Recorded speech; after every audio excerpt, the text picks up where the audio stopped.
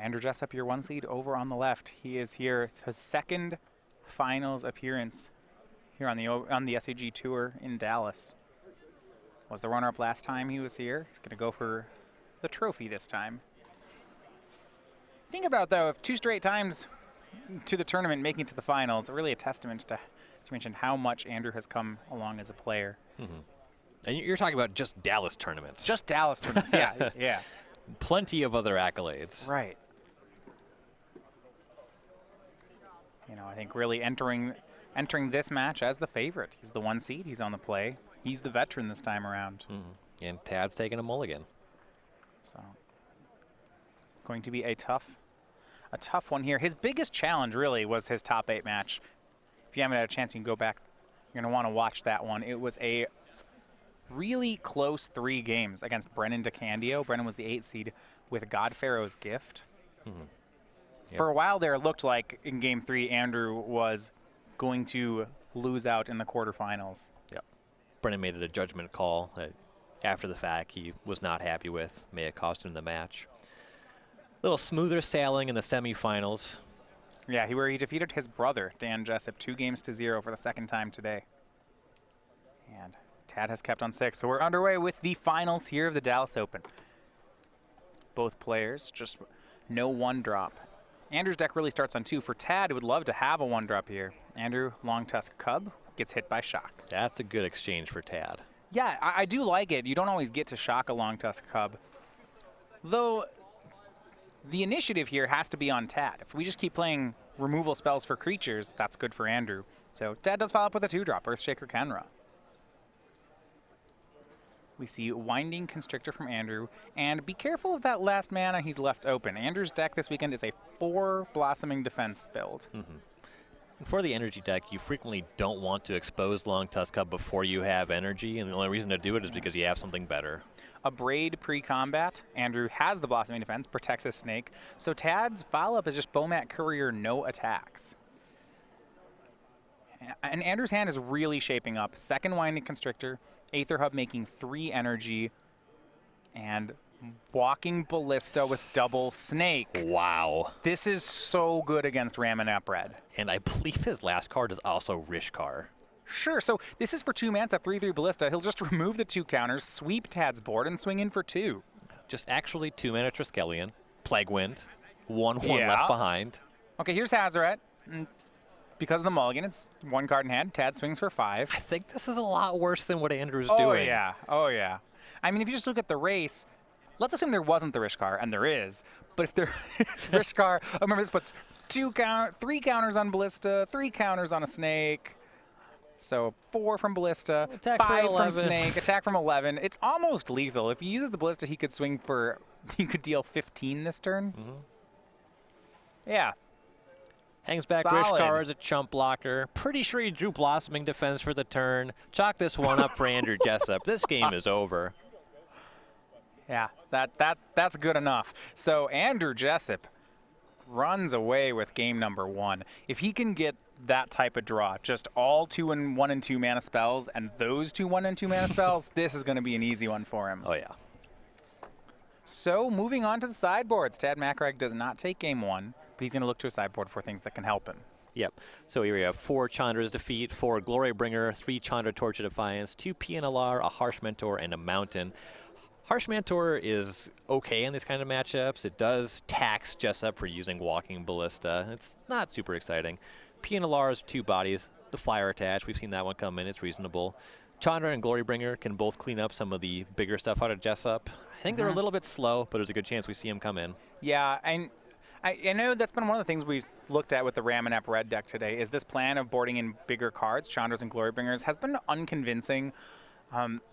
If Tad has them, this is probably the type of matchup where I believe he will board them in, just because that's the game plan he is committed to for this tournament when building the sideboard. Yep. Chandra, I think, specifically is very good. Yeah. Definitely Chandra. And, you know, they have deck lists. He does see Hostage Taker in Andrew Jessup's list. That does make me want to board in Glorybringer more, especially when Tad's on the play. The curve lines up such that if Andrew turned for Hostage Takers, then a Glorybringer on the next turn is very good. Yep, that tracks. All right, let's look at Andrew's side. 4 Duress, 4 Deathgorge Scavenger, 2 Vraska's Contempt, 2 Negate, a Scarab God, a Spell Pierce, and a Vraska. So the nice ones here, the 4 Deathgorge Scavenger. Right. These, of course, can gain some life. Exile Earthshaker Kenra from the graveyard. That matters. 2 Vraska's Contempt. Those are solid answers to both Hazoret and Glorybringer. Not to mention they gain a little bit of life. Yeah, normally wouldn't put in a 4-mana removal spell, but put some life gain on it and let it answer their Hallmark card. I'm in. A little more dubious on the draw, but Spell Pierce can be pretty meaningful in this matchup. Yeah, especially, I think part of that is he has to figure whether or not he believes that Chandra's coming out of the sideboard. The more he believes it's going to be there, the more he wants Spell Pierce. Yep. And Andrew will be on the draw for this game as he took the first one. So our next stop on the SCG Tour is in 2 weeks. It's going to be our first modern event with Ixalan legal cards. We're going to tell you all about it.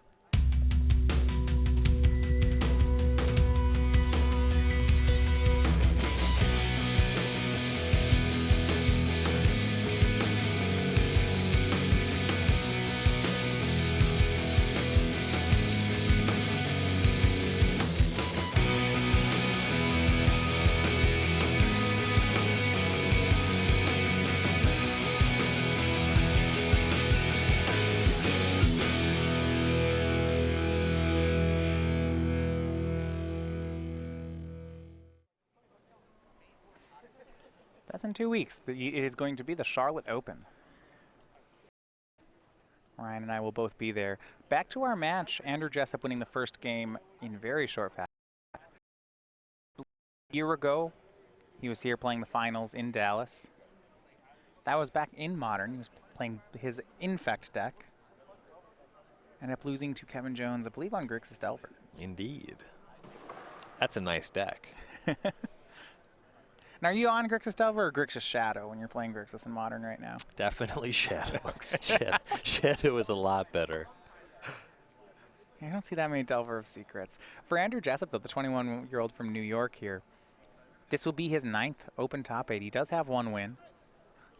Proclaimed himself best player in the house, and, you know, he backed it up today. And Dan agrees. Yeah, two matches against his brother, I believe, won all 4 games. 75 card mirror. All right, tell it like it is. Played baseball as a competitive, actually, until injury said he turned into Magic. So much like his brother, both of them into baseball in their younger years. You know, saw Dan slide earlier, saying he had pitched to Mike Trout. Didn't go that well, but he...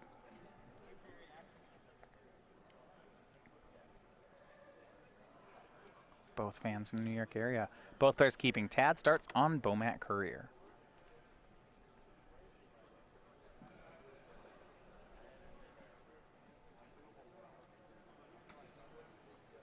And for Andrew, he will have an Attune to start out, so...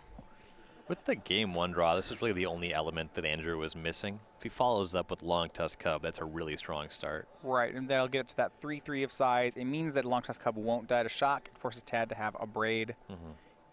Tad, in the meantime, swings again with Bomat Courier and adds in Carry Zev. Well, I suppose from here, Jessup might want to have a Fatal Push. Yeah, Sunscorched Desert, adding an extra point of damage in there that turn.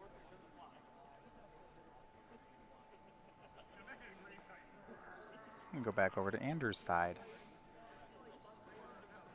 These kind of draws can be very tense to play against. I mean, Andrew's deck wants to make a 2-drop. Karizev, the highest damage output for a 2-mana creature the red deck can present. Yeah, it's 3 damage for 2.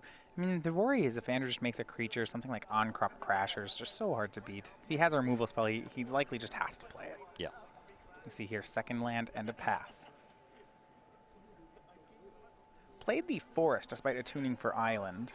I don't think that's going to make a difference one way or the other. Tad goes to combat. Andrew pushes away the Carry Zev. Courier swings in, just 1 damage. So Andrew's staying high on life points, but this is now the 3rd card under Bomat Courier. And removing the legend allowed Tad to cast a 2nd copy of Carry Zev this turn. Yep. I mean, Andrew's making that play anyway, but that doesn't feel bad. Yeah. Rogue Refiner is going to be the turn 3 play for Andrew, so this is one of his blue cards in the deck. 2 energy and draws, so we go back over to Tad's side. In theory, you can get in front of Bomat Courier. Yeah. In theory. What could go wrong? That could go wrong. Lightning Strike removes Rogue Refiner. Carries Evan Bomat. Courier will rumble on in for 4 and send Andrew down to 12. Courier just getting a pile of cards now. Yep. 4 are waiting. Tad's in the sweet spot. 4 cards under Courier, 2 cards in hand. All right, well, here's Winding Constrictor from Andrew Jessup. Land 4 is the Ether Hub. Brings him up to 6 energy. Does he have a Ballista to go with it? That would be a very nice addition. And he does. Thanks to Winding Constrictor, Ballista wants to become a 2/2. Tad says, yeah, you got it. And what I like here is if Andrew's going to shoot Bomat Courier, he's likely going to do it in Tad's draw step. Yep.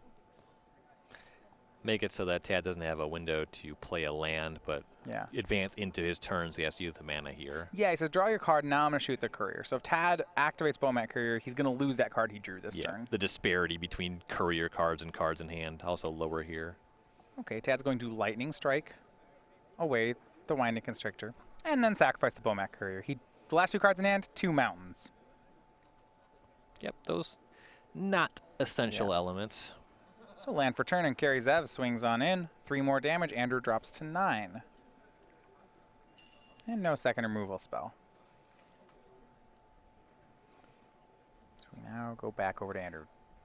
He has mostly cleaned up the board, still remained at 9. It's in range. It would be a nice spot for a hostage taker. Yeah. Well, especially if he had a Blossoming Defense to back it up. Tad did just get a fresh 4 cards off Bomat Courier, and he's left up 2 mana. So there's a possibility of a removal spell, but it would be really nice to get rid of that Carries Zev. Andrew's going to make a play representing a lot less strength, too. He cycles a land to start. And draws a land off of it. 4 cards in hand for Jessup. And he will pass. Now we go to Tad. Does he have an end-step play? Lightning Strike upstairs. Not good. That's not a good sign for Andrew at all. Now down to 6. I like Tad hanging on to that in case there was a hostage taker. And now Tad, he's going to try for a win. Here is Glorybringer. That and Carrie Zev will combine for a lethal attack if Andrew does not have an answer. He will cycle. Trying to hit, I think, a Fatal Push. Yeah, so he can take care of the Carrie Zev and not just die right now. And he cast it. I don't know if it was drawn or whether he had it before, but he'll swing on in. Tad is going to swing Glorybringer. He actually exerts it, which makes sense here to kill a Walking Ballista. That puts Andrew down to 2. There is a Ramanap Ruins in play for Tad. Yep. Tad was in no danger of actually losing this game. Right. But clean up the only resource Andrew had available. Andrew going to get 1. Ooh, I was going to say doesn't have life gain, but he does have Deathgorge Scavenger. So that will gain him 2 life. Play a tap land, goes back to Tad. So the Ramanap Ruins by itself doesn't kill Andrew. Bomat Courier, Hazaret. Swing, card under Courier. Well, Scavenger has to block Hazaret. Andrew takes 1, goes down to 3. And Jessup's deck really just doesn't have any draws from this position. No Glorybringers untapping next turn. Hazaret is still there, and Andrew will pick up the cards. Tad takes the game where he's on the play and sends it to a deciding third. Things you expect from red aggressive decks. Yeah, I mean, Tad's deck really improves when he gets to be on the play. Jessup did get a little bit flooded in that game. Yeah, we did see Deathgorge Scavenger, a nice-looking card there. On the play, generally a lot easier for Jessup to deal with Bomat Courier before it gets out of hand. Sure. Yeah. And we looked back at Andrew Jessup's draw that game. It wasn't horrible. It was, turn 1 Attune. That was fine. Ended up having a Rogue Refiner on 3. Yeah, there was a Fatal Push in between on a creature like Carrie Zev, and Tad had another Carrie Zev. Right. So a turn 2 removal spell, a turn 3 Rogue Refiner. He's going to need more. He just ran out of spells. That's what it came down to. Though he'll get to be on the play this next game, which will save him a lot of life points and give him more time to draw. All right, we'll get to that in just a second. Meanwhile, I want to take a second to tell you about the next Grand Prix offering from Star City Games. It is Grand Prix Atlanta. On November 10th through the 12th, make plans to be part of Magic the Gathering history when StarCityGames.com proudly presents Grand Prix Atlanta. Register by Sunday, October 15th for the standard format main event to compete for thousands of dollars in prizes and receive an exclusive playmat featuring Sun-Blessed Mount. Select the 3-day Infinite Challenge package to compete in all challenge events for one low price, while also walking away with the exclusive Sun-Blessed Mount playmat. All Friday challenges are also Grand Prix trials. Come out early and compete for buys in the main event and more chances to claim a Sun-Blessed Mount playmat. Prefer 100-card formats? Register for the Ultimate Commander package to play in 4 Commander On-Demand events and take home a Commander vs. Playmat and Ultimate Guard Boulder deck case. Want to play on Magic's grandest stage? Compete in the Pro Tour qualifier on Sunday and receive a Progenitus foil promo just for playing, plus the chance for an invitation to Pro Tour Rivals of Ixalan in Bilbao, Spain. And don't forget to come say hello to Grand Prix Atlanta's many special guests, including cosplayer Christine Sprinkle and an artist alley full of fan favorites, headlined by guest of honor Therese Nielsen. Be part of Magic the Gathering history. Register for Grand Prix Atlanta today.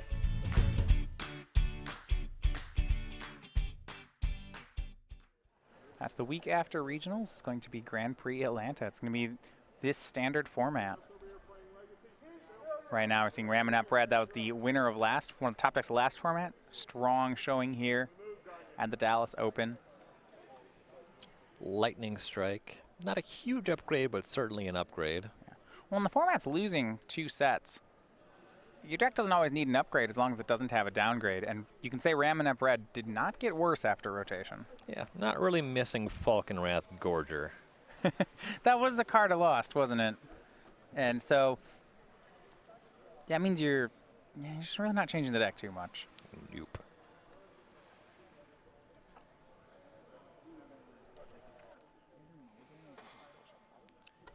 Incendiary Flow, just a lateral shift to Lightning Strike. Can't say you exiled too many things in a meaningful way with that one. Yeah, I guess your sorcery got to become an instant.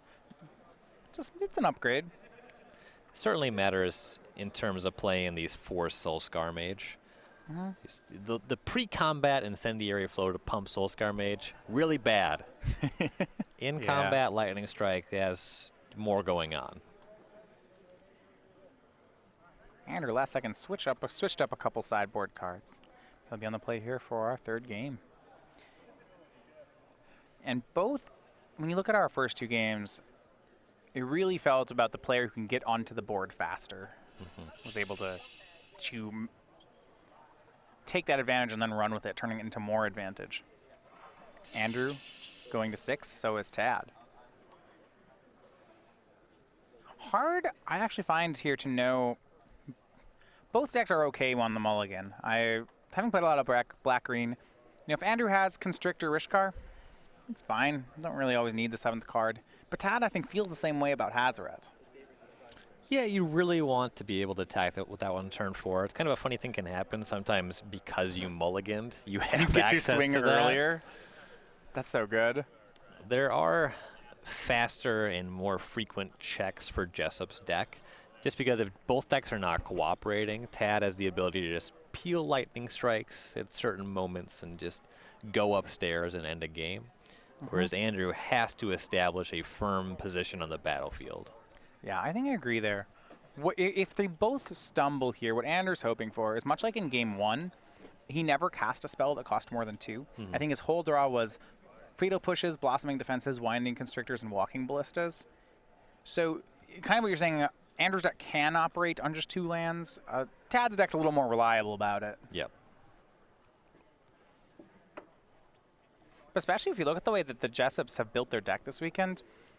So cards that cost 3 or more. They have 2 Rishkar, 4 Rogue Refiner, 4 Hostage Taker, and 1 Scarab God, which is probably in the sideboard now. That is a total of 11 cards that cost more than 2. It's a very low curve to the deck that they've done this weekend. And when you're starting on turn 2, specifically in a matchup like this, you really just need to be that lean. Yeah, he may have even gone off some of these Hostage Takers. Deathgorge Scavenger, hoping to be the top of his curve instead. Yeah. You want to have some number of Hostage Taker, I imagine, but keeping the full 4 seems heavy. All right, and we are underway with the finals. Both players on 6, both scrying to the top. Tad will get the first creature down. It is Bomat Courier. And Andrew's side, looks like the card he scryed to the top was an Ether Hub. So wanted at least one more land. And we'll see the sequencing for Andrew. Looks like he's going to choose to attune rather than play Ether Hub and a 2-drop. And this is interesting because he does have Long Tusk Cub in his hand. Yeah. Once you've attuned, Long Tusk Cub forces either Lightning Strike or a Braid. Playing it as a 2/2 means it's vulnerable to shock. In particular, if he has a Rogue Refiner and goes for that on turn 3, that's just a lot more resilient. Yeah, I like this play a lot if Andrew has a Fatal Push or another Attune. I don't think he has another Attune because he scryed a land to the top. So it makes sense that he wants to get Swamp here, and I think it strongly suggests a Fatal Push. Well, if you're correct that he scryed land to the top and he didn't Fatal Push on turn 1, it'd be a little surprising to see Fatal Push on turn 2. Maybe he just evaluated that the Bomat Courier will not become a problem over time, saving that for something like a Karizev. Yeah, and if he has something like Walking Ballista in his hand, that makes a lot of sense. You know, maybe a way down the line to deal with Courier. So right now, it's only got 2 cards under it. I actually think what he has is Blossoming Defense. And he's setting up for a very robust Cub. Yeah. Tad's turn. Swings, puts a card under Courier, Soulscar Mage, and Sunscorched Desert. So knocks Andrew down to 17. Attune with Ether, the draw from Andrew. That's an interesting one. He has a land in his hand. It's Hub. Swing this one carefully. Ether Hub brings him up to 3 energy. 2 lands, it looks like, for Long Tusk Cub. So 3 energy means it can become a 3/3. And he does have Blossoming Defense to protect it here. We have seen earlier today a game where a black-green deck ended up growing a Cub to 5/5 in this matchup. The red deck wasn't really able to deal with it. And Tad just passed back. That's huge. He was shuffling a lot of uncastables at the front of his hand. Yeah.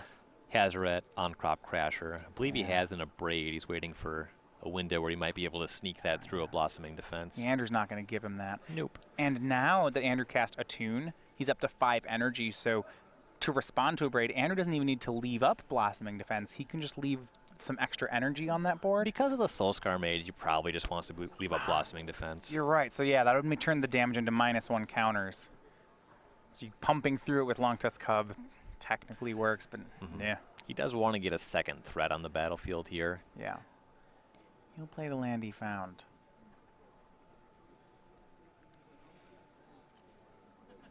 It's a big miss there by Tad, not having more pressure there. I think he's looking at a Rishkar. Okay. Tapping out for that one. I don't think you necessarily want to do that. There's some appeal to it. He's going to go for the play. Rishkar targeting both cards. I mean, Tad can only kill one of them. Yeah, I suppose he still won't be able to actually kill the Cub.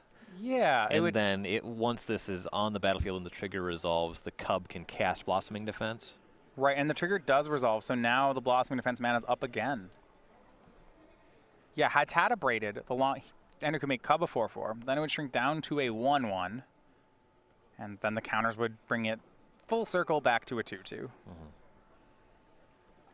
But now the counter's on it, yeah, he has the extra mana. This is very nice. Andrew's considering attacking. He decides maybe he'll wait another turn. He's going to pass for now. I agree with hanging back. The attack might be safe, but there's really just no reason to take that risk. Next turn will be much nicer. Yeah, and if Tad just casts On-Crop Crasher, yeah, I suppose the Blossoming Defense wouldn't be super meaningful there because you have to tap the Cub itself. So end step, we see a Braid on Cub, and Andrew uses Blossoming Defense. You know, if Tad wanted to make that play, that's some missed timing on his side, not to let that 1/1 counter get on Long Tusk Cub. Right. You have to do that one with Rishkar on the stack. Right. So now we'll go back to Tad's turn. Long Tusk Cub is down for 1 turn. See what more he can present. It would be really nice to get something like On-Crop Crasher, and I don't think he's going to. Here's the swing and a 3rd card under Bomat Courier. Really into blocking the Bomat Courier. Yeah, and he will. So Tad can decide, does he want the 5 cards in his hand here, or does he want the 3 cards under Courier and spending a mana doing it? And it looks like it's neither. He's going to cast Shock on Rishkar, dealing 2 damage and having Bomat Courier finish it off. Rishkar down to a 1/1 from Soulscar Mage. They just trade. Yeah, Soulscar Mage connects for 2 because of the shock, but Yeah, prowess. Tad's position still not great. Yeah, no land on Tad's side. Andrew is more than happy with this trade. If Andrew has another permanent added to the battlefield, he's going to start to run away with this game. And spends an energy for Ether Hub. And here's Rogue Refiner. How about that for another permanent? One that replaces itself. It's very welcome. It looks like he's been hanging on with the Vraska's Contempt in hand. Yeah, has future Hazard's covered. So here's an island. Andrew putting all his energy into Long Tusk Hub. Let's make it a 4/4 and attack on in for 6. Tad is down to 14. 2 more energy for Andrew. At this point, he's taken the aggressive role back from Tad. And Tad's missed a lot of lands. Another Soulscar Mage really isn't going to do it. Yeah, he really needed to find land. Even casting on Crop Crasher that turn is not super significant, but at least it's something. And Andrews senses what's going on here. He's swinging both Rogue Refiner and Cub in. This is 10 points of damage. Tad down to 4. Just attacks his 3/2 into 2 1/2s. Yeah, so double block it, sure. Yeah, do something. Death Gorge Scavenger gaining Andrew more, going up to 17. And this is going to be Tad's last draw. It's another Bomat Courier. It's not going to be it. And Andrew Jessup is your Dallas Open champion here with Sultai Energy defeating Tad Macaraeg in 3. No third land forthcoming there. Pretty unfortunate way to have a tournament end. Yeah, for Andrew, yeah, it's an unfortunate one there. Absolutely agree. Both pairs on a mulligan to 6. Sometimes then it's going to come down to the top of the deck. Yep. And in this chance, it was Andrew Jessup. Really nice.